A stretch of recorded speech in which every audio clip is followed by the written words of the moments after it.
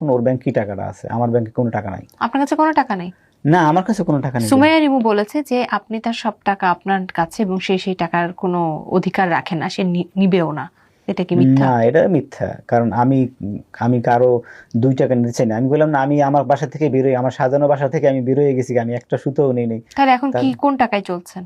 আমাকে আমার যে 2টা পেজ ছিল ওখান থেকে কিছু টাকা আমি জমাইছি, আচ্ছা, লাখখানেক টাকা। পেজের টাকা দিয়ে এখন চলছেন। ওই লাখখানেক টাকা দিয়ে আমি চলতেছি। আপনি পরকীয়ায় যুক্ত হয়ে গিয়েছিলেন এবং আপনি হাতে নাতে তার কাছে ধরা খেয়েছেন। ধরা খাওয়ার পর সে আপনাকে একবার মাফও করেছে, বাট আপনি বারবার ওই মেয়ের প্রতি আসক্ত হয়ে উঠেছেন। এটা কি সত্য কিনা এবং কে সে মেয়ে? না, আসল কথা কি, আমি যখন ওর সাথে সংসার করি তখন 3 বছর সংসার চলাকালীন 3 বছর আগে আমি মেয়েদের সাথে কথা বলতাম শুটিং এর ক্ষেত্রে। ধরেন মেকআপ আর্টিস্ট হলে কি হয়েছে, ওই যে ডিরেক্টরদের একটা ডিমান্ড থাকে যে না, মানে কল দেয় যে তোমার কাছে কোনো মেয়ে আছে, তখন আমি বলতাম হ্যাঁ আছে। তখন দিলে কি হয়, কাজটা পাওয়া যায় বা আরো কাজের আগ্রহ আছে। তো একটা সুসম্পর্ক বজায় থাকে, এতে টাকা পয়সারও একটা লেনদেন ভালো হয়। তখন আমি তখনও মনে করেন ওর এইটা পছন্দ না, আমি কোনো মেয়ের সাথে কথা বলতে পারবো না। আচ্ছা, কিন্তু সে তো অনেক ছেলেদের সাথে কথা বলে। হ্যাঁ, সে বলতে পারে, সে বলুক, অসুবিধা নেই, সেটা আমি ক্লিয়ার করি না। কিন্তু না, তখন বলে নাই। তখন আমি বললাম ঠিক আছে, তাহলে আমি আস্তে আস্তে আস্তে আস্তে হয় না, এরপরে আমি আপনার বাচ্চা আপনার কাছে আছে?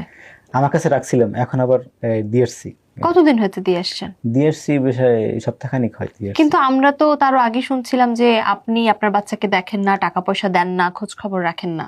না, এগুলো হচ্ছে ওই যে বললাম না, ওর অনেক জিদ, যখন জিদ ওরে তখন উল্টাপাল্টা বলে, ও সব এরই মিথ্যা কথা একটা বলছে। শোতে বসে সে জেদে এইসব মিথ্যা কথা বলে?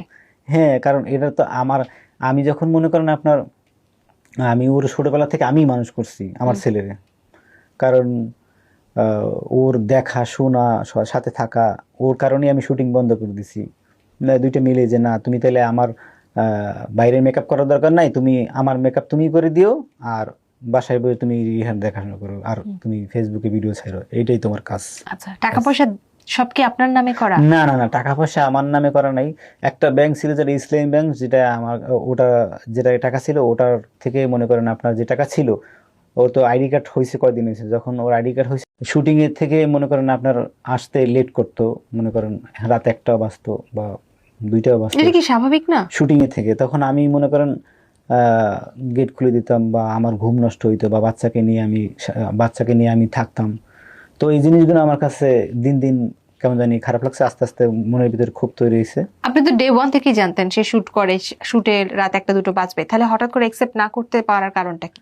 সব মিলেই আর কি, ওই যে বিষয়গুলো মিলেই আমার খুব খারাপ লাগে। তখন আমি ওর সাথে তর্কে যাই।